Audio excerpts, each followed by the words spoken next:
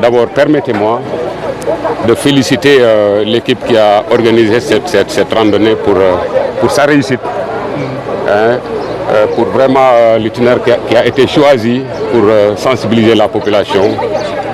Ensuite, je remercierai l'ensemble des représentants des autres sociétés qui sont ici présentes. Remercier aussi l'ensemble du personnel de ONAS qui a bien voulu marquer de sa présence massive à cet événement, à cette randonnée pédestre. Donc avant d'en venir aux impressions, donc, je disais remerciements à tout ce monde, remerciements aux autorités. C'est dire que l'anticipation et disons la sensibilisation demeure les mots de maître. Les mots de mai, l'anticipation comme voulu et comme souhaité par les plus hautes autorités, conformément aux directives du président de la République, de son premier ministre Ousmane Sonko et de monsieur le ministre de l'Hydraulique et de l'Assainissement, Dr Cheikh Tidiane Dièye. Mes premières impressions, c'est l'impression de quelqu'un qui a atteint ses objectifs. Parce que, comme vous le savez, la randonnée, il a été fixé un certain nombre d'objectifs. Et aujourd'hui, nous rendons grâce à Dieu pour avoir effectué tout le trajet sans couac, sans aucune anicroche. Donc, on rend grâce à Dieu.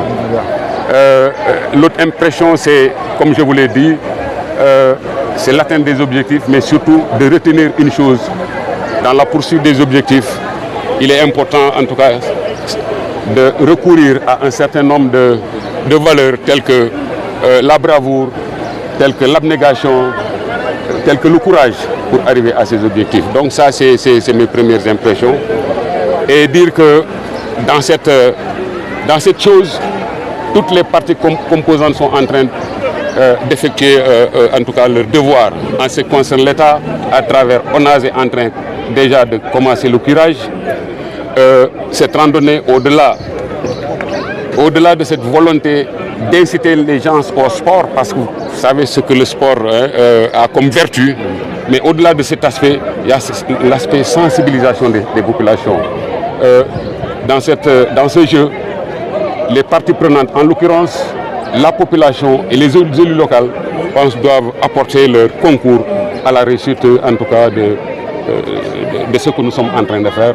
C'est-à-dire quoi? C'est-à-dire faire de sorte que les inondations aient un impact mineur au niveau de la population. Le chant, c'est d'appeler à la population au sens de la responsabilité, au sens du civisme même, de s'abstenir, non seulement de s'abstenir d'agresser les ouvrages, mais surtout de défendre les ouvrages, de dénoncer, pourquoi pas, de s'opposer parfois même justement à certains gestes de certaines populations.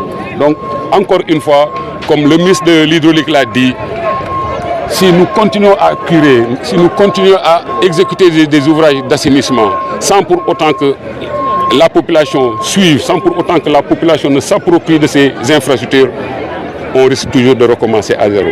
Donc c'est un appel solennel à la population pour qu'ils sachent effectivement que les ouvrages sont destinés justement à leur bien-être.